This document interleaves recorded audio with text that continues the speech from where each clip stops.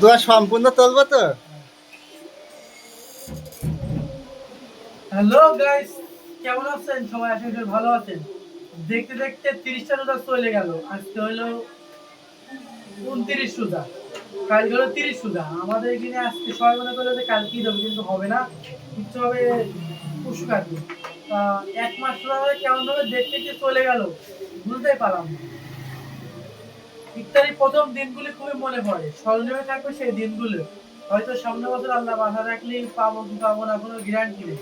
তারপরেও বিভিন্ন চেষ্টা করি আল্লাহর কাছে ইবাদত করার জন্য এবং আল্লাহর দাসত্ব করার জন্য, তার গোলামি করার জন্য, এবং যত আল্লাহ তাআলার খেদমত এবং ইবাদত আছে এই রমজান মাসে যদি সবকিছু নাও করে উঠতে পারি, তা আল্লাহ তুমি আমাকে ক্ষমা করে দিও। আর এই ঈদটা আমার জীবনের সবচেয়ে স্মরণীয় দিন, কাজে এই দিনটাই হয়েছে। আর দেখো এই গে এক মিনিট এই না। এক মিনিট